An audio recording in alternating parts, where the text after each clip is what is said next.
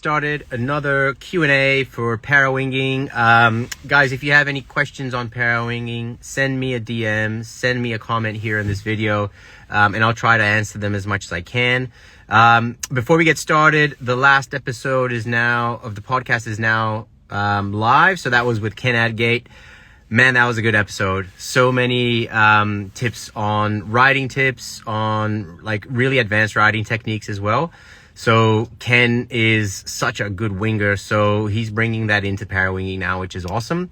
And the next podcast will be with Gwen Le Tuteur. He's a French guy. If you know him on YouTube, he does all the tutorial videos on winging. And again, he's dabbling into the Parawing now, and he has a ton of good technical information to share. So that's going to drop next week. And the final thing is Gav, who came on the podcast a few weeks ago now, and he was doing the fundraiser for the Bear Cottage. So that is now done. It wasn't a fundraiser, actually. It was an auction, the code setup auction. And I think in total, he raised $8,800 for the Bear Cottage, which is so cool. So congrats, Gav. Happy to have helped with a little bit of the distribution of that information. And thanks for coming on the podcast again. So let's get into these questions. I got a question here from Downwind Frother. Awesome content, mate. Question: do you feel you would have preferred the 2.5 meter over the 3 meter as your stronger Parawing to complement the 4.2? I'm 73, experienced riding a downwind board with a 4.2.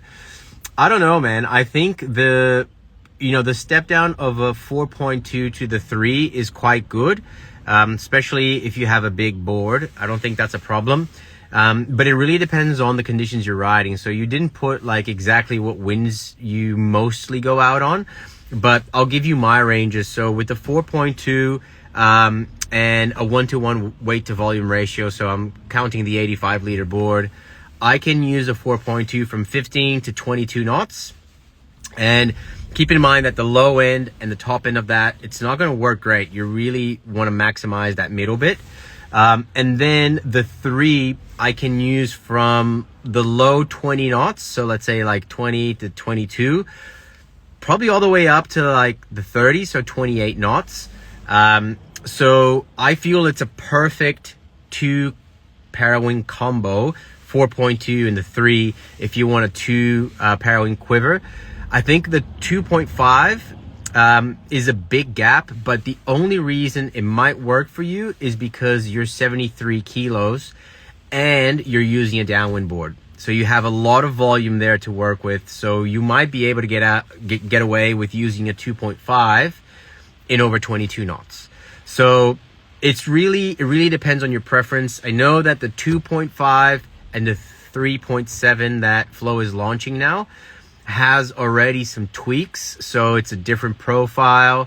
So there's another benefit for getting the 2.5 is you're getting a newer Parawing. So all these brands, as the months start to trickle down, they're not waiting a full year to launch like better Parawings. Better Parawings are coming out of the market consistently, and the new sizes of the Flow, the 2.5 and 3.7, are a really big step up already from where they were. So in that regard, it might be worth considering the 2.5. Hope that helps, mate. Let's go on to the next question here. This one is such a long question, but there's a lot in there. So this comes from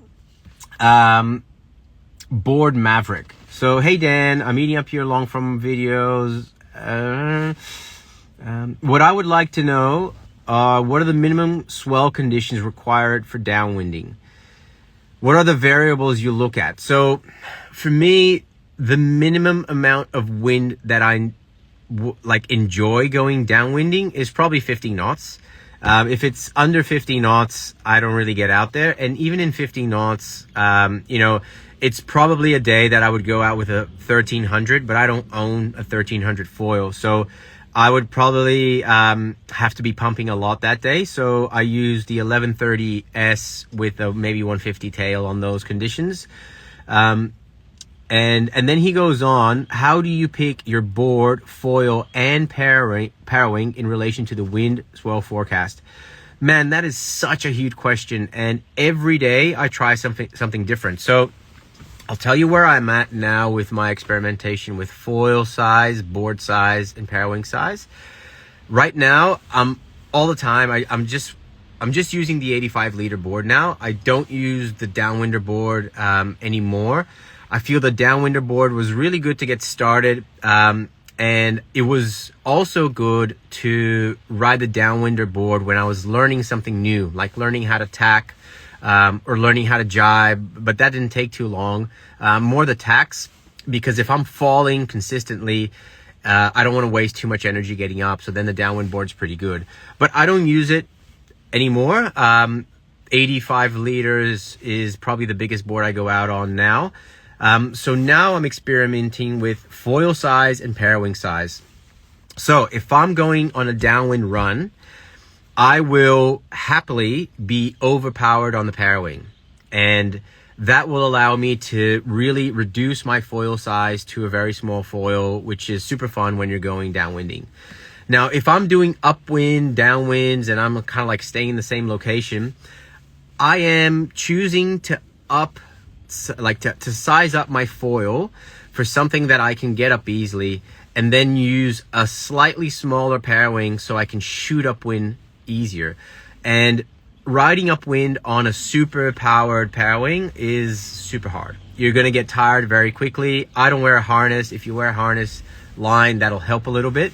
So that's what I'm thinking about right now. And if I double click now on my foil setup, the days that I am scaling up my foil size, so the days that I am on the 1130, for example, I choose to go out on the extra small fuse and a very small tail. So I noticed that I can even go downwinding on the 1130S in, let's say, 20 knots, which has considerable size bumps and you need to have some speed to keep up with the swell.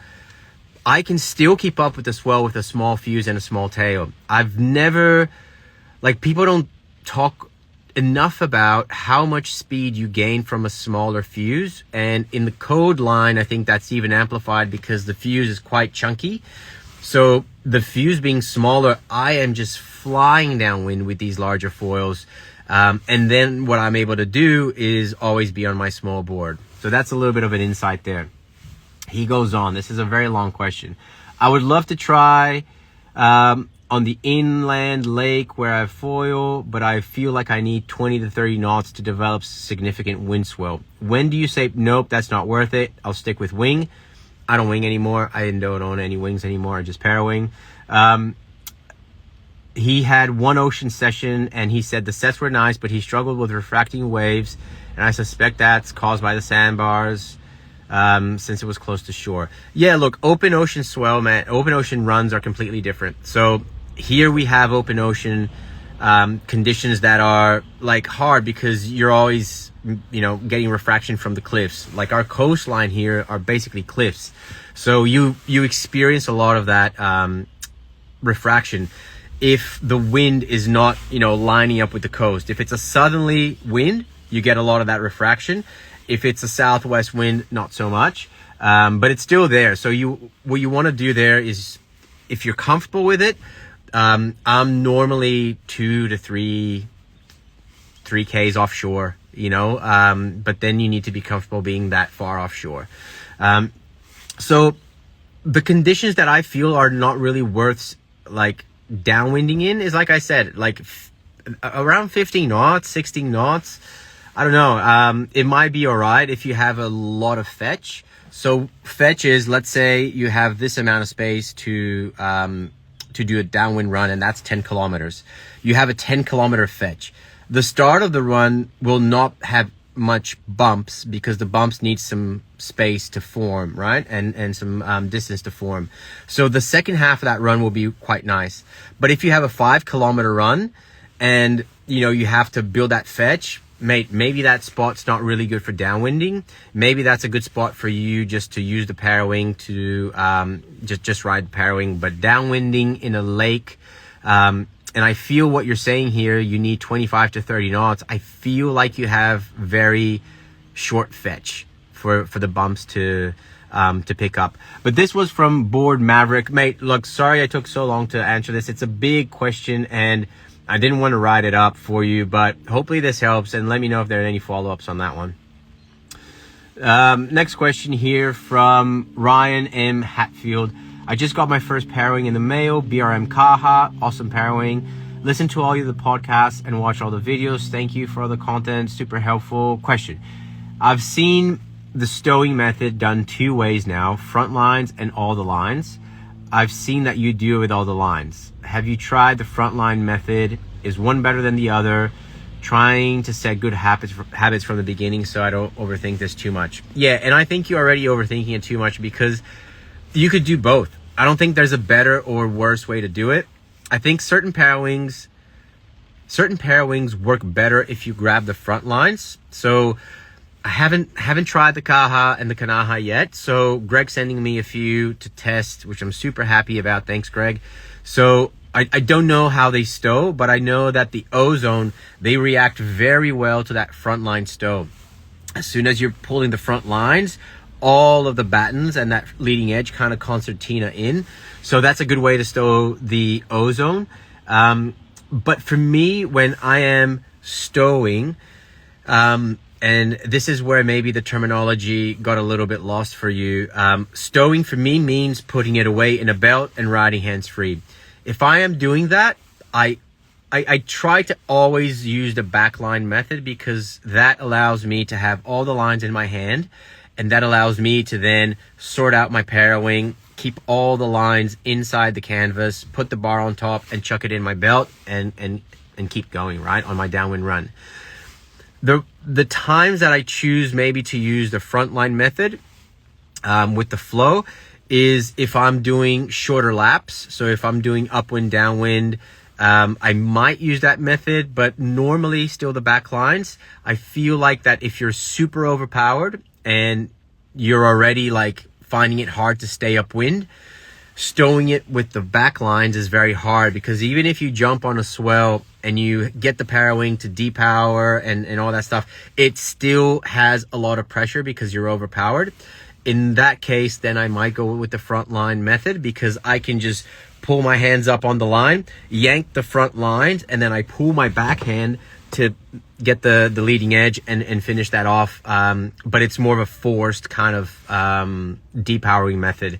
And then the third thing that you can do is you can grab your B lines, but that's almost like an eject button, you know, like worst case scenario, someone's having a bad time holding the Parawing and you know what, just grab the B lines.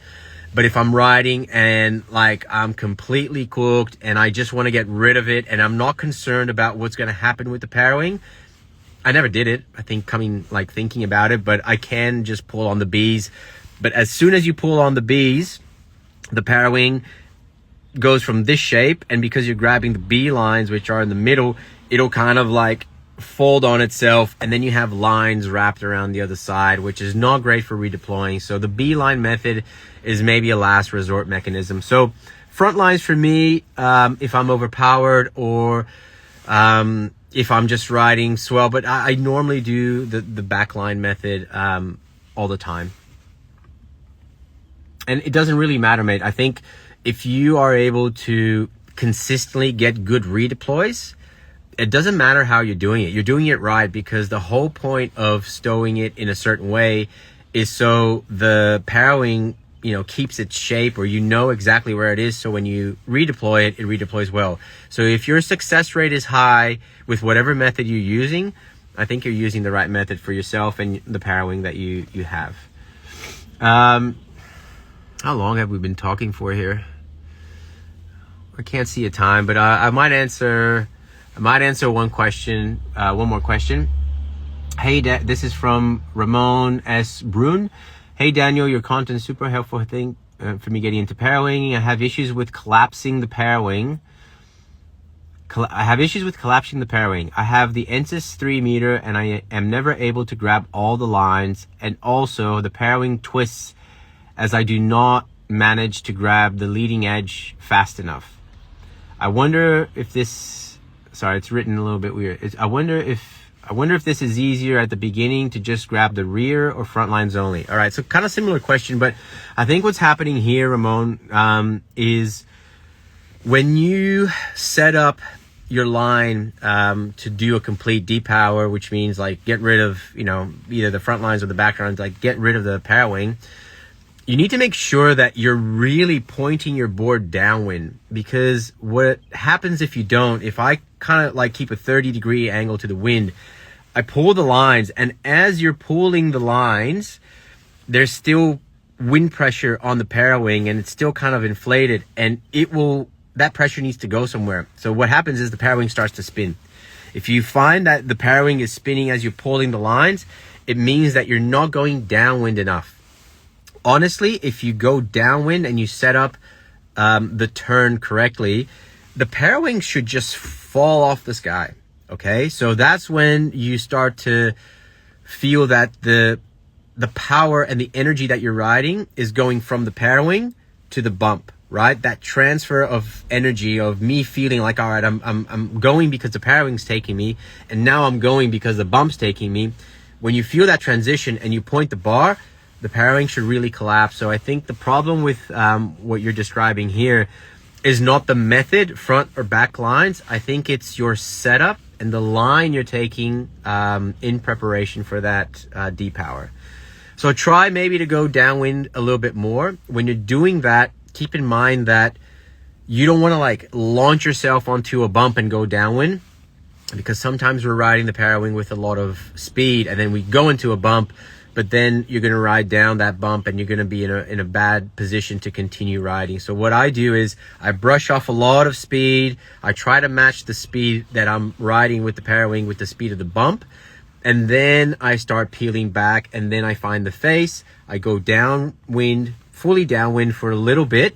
And as soon as I feel the Parawing lose all the power, you know, chuck that bar down, grab the lines quickly. And that means you're probably like towards the mid bottom of that wave. And then you have to peel and turn immediately to regain that speed and keep riding this well. So I think what you're describing here is more of that kind of setup, initial setup before you actually pull the line. So just maybe go downwind a little bit and let me know how that goes, Ramon. Look, I answered a few questions. I still have some more here, but I think I'm trying to keep these videos short, so I'll try to do another one sometime soon. If you have any questions, DM me your questions, and when I have a couple that, you know, a lot of people ask me questions about, or they're cool questions, I'll do one of these videos. Otherwise, thanks again, guys, for watching the podcast. It's been really good. Like I said, Gwen's coming on next week.